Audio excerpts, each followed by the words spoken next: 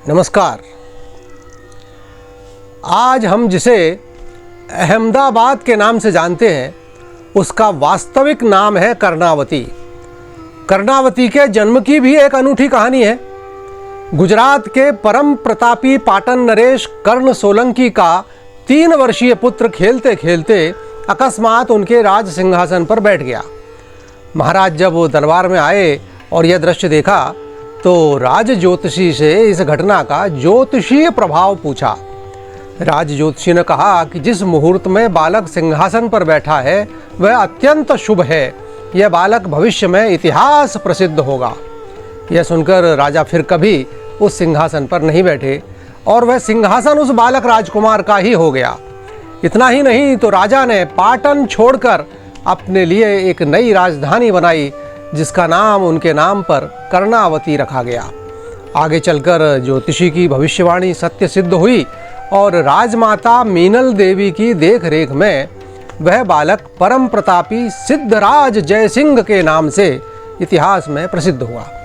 1094 से 1143 तक उन्होंने अपनी विजय गाथा लिखी, लेकिन समय बदला और 150 वर्ष बाद 1296 में अलाउद्दीन खिलजी ने गुजरात पर आक्रमण कर पाटन को उजाड़ दिया। इसके साथ ही गुजरात पर मुस्लिम प्रभाव की शुरुआत हुई। इसके साथ ही शुरू हुए बड़े पैमाने पर धर्मांतरण। ऐसा ही एक धर्मांतरित राजपूत मुसलमान था मुजफ्फर शाह, जिसके पोते अहमद शाह ने कर्णावती का नाम बदलकर अहमदाबाद कर उसे अपनी राजधानी बनाया। छोड़िए इस रूखे इतिहास को और आज की गाथा पर ध्यान केंद्रित करें। मीनल देवी जिस समय बालक राजा जयसिंह की परवरिश करते हुए उसके नाम पर शासन व्यवस्था संभाल रही थीं, उस समय उन्होंने अनेक मंदिर, धर्मशालाएं, कुएं, बावड़ी, तालाब इत्यादि इत्यादि बनवाए। ऐसा ही एक तालाब उन्होंने धौलके में भी बनवाने का विचार किया। तालाब खुदवाने के लिए जब सीमांकन किया गया तो मालूम हुआ कि उसके एक कोने पर एक वैश्या का मकान था। उसे हटाए बिना चौकोर तालाब बनना संभव ही नहीं था, किंतु वैश्या कीमत लेकर भी अपना मकान देने को तैयार नहीं थी। जब अधिकारीगण प्रयत्न कर हार गए तब स्वयं राजमाता मीनल देवी उसके पास पहुंची और उसे मकान विक्रय करने का आग्रह किया। राजमाता मीनल देवी ने उसे समझाया कि इस तालाब से आम जन का कितना लाभ होगा, किंतु वैश्या के कानों पर जूं भी नहीं रेंगी। वह टस से मस नहीं हुई।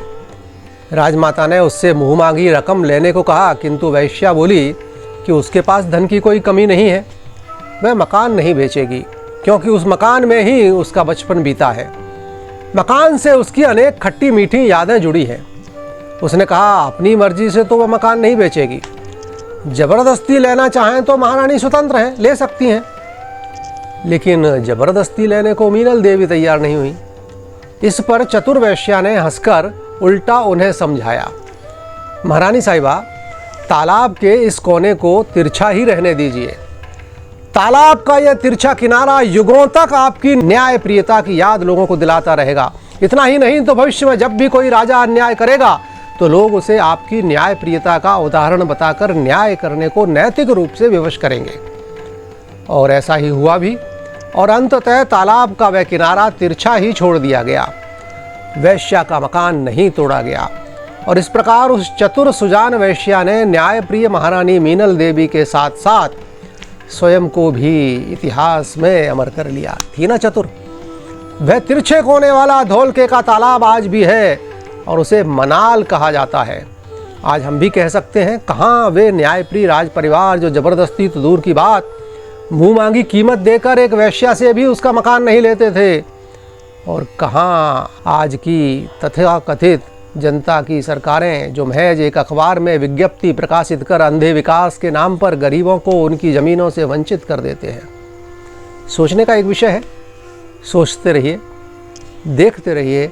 आपका अपना क्रांति दूत। नमस्कार।